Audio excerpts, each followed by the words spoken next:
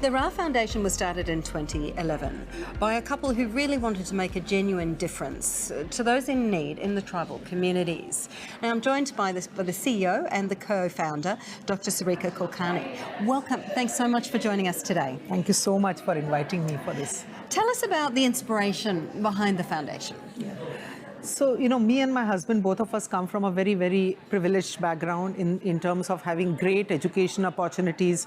We went to some of the top universities. I did a PhD in management. My husband is an engineer and MBA from top institutes in India. And we were always having this at the back of our mind that being privileged means doing something for the underprivileged. It was always there at the back of our mind, but we didn't know where to start, how to start, etc. And we went on with our journeys in the for-profit sector. And I became a professor, faculty at a leading business school in India. And then I always had this entrepreneurship streak in me and always wanted to become an entrepreneur. Finally, when I was on my maternity leave, I got a chance to become an entrepreneur. And I said, nothing to lose. Worst, I'll go back to my job. There's nothing to lose. Finally, after 1 or 2 years, I decided that, I can be an entrepreneur, because till then I was not sure if I can be an entrepreneur. I quit my job, became a full-time entrepreneur. And then somewhere in the journey, I thought, I'm a job creator. That feeling dawned on me that this is a great opportunity to create jobs for the underprivileged youth who have dropped out of the school and who are otherwise far away from the commercial job market because, they don't have necessary skills that the market really wants. So I thought, why not use this opportunity to create opportunities for these youth? And so 3 months training program, we made it 6 months and took a batch of pilot of 10 youth, girls and boys both. And that experiment worked beautifully. Then we took another batch of 30, another cohort of 30. And finally, in next couple of years, we had almost 40% of the organization made up of underprivileged youth who the market considers not appropriate or not fit to be given a job. Yeah. And then I also realized that I was watching their entire journey from the first day they would come to my organization to becoming very confident young man or a young girl, to becoming a role model in their community, to helping their parents face the health issues that they were facing. Otherwise, there was nobody to take care of them, repairing their houses. And all this, when I saw at a very close distance, humbled me. And I realized that what I'm enjoying was chasing social return on investment rather than return on investment. And then I started yearning to just do more of this. And I think nature had nature heard me and conspired to get me out of the for-profit business.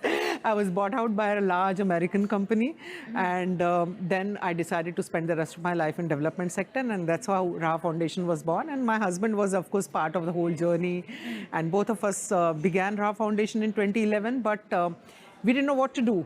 We just had passion, we just had intent, we had money, but we don't know what to do, what kind of programs to implement. So first 3 years went in self-incubation.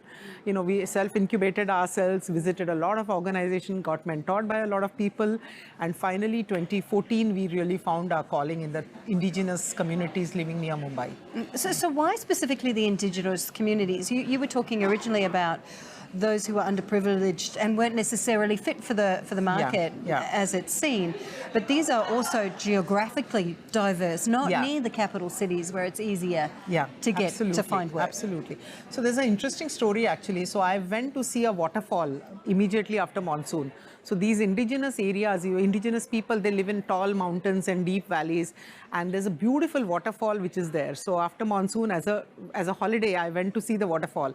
And on my way back, I saw the entire road dotted with women and girls walking with heavy pots on their head, which I found very ironical that there's so much water, yet why are these women walking? I found it very ironical. And somehow, the social entrepreneur inside me was very upset about the whole thing, the scenario that I saw, young tiny girls walking with pots on their head. So I went back and I went back again and I did a research that what was the situation to understand.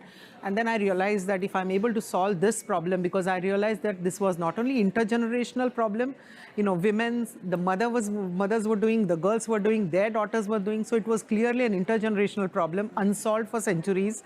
And also the water underpins all other social problems. So it was also becoming a very intertwined issue, because unless you solve water, you cannot solve livelihood. Unless you solve livelihood, you cannot bring them out of poverty. Unless you bring them out of poverty, you cannot address education. So, it was becoming a vicious cycle of deprivation, poverty, and water was really the entry point.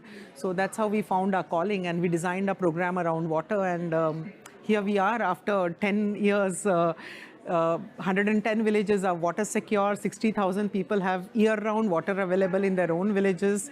And that has then kick-started the whole virtuous cycle of growth and development. So with taking water as a wonderful example, are you always on the lookout for entrepreneurs and visionaries and I suppose thought leaders in this space to see if there's things that you can do differently and bring that to those communities and those families that you've helped? Absolutely. We are constantly on a lookout that how do we improve our interventions and how do we do it better? How do we get the best practices?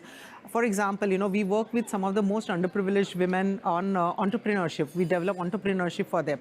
It's very interesting because 90% of these women have never been to school. So how do you make a woman who cannot read or write an entrepreneur? So, so we were looking out for a solution, and then we found a solution in digital, through digital medium. We found an organization that had digital solution for this problem. So we then networked with them, we got those solutions in our area. So this is a continuous process where we are constantly hunting for solutions, customizing it. We need to customize them, you just can't adapt them. So you need to customize them. So we are constantly, that process is a continuous process. So looking out with your vision, where do you see the foundation moving to over the next few years? Like, what would it be that you really want to achieve? What does success look like? Yeah.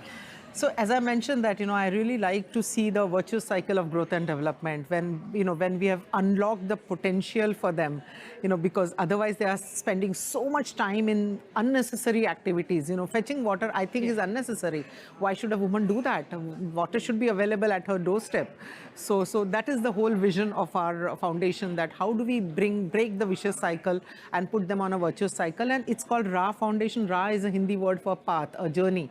So we want to put them on a journey and they will find their own sustainable destinations. So that's the vision. We are also signatories to the United Nations Water Charter.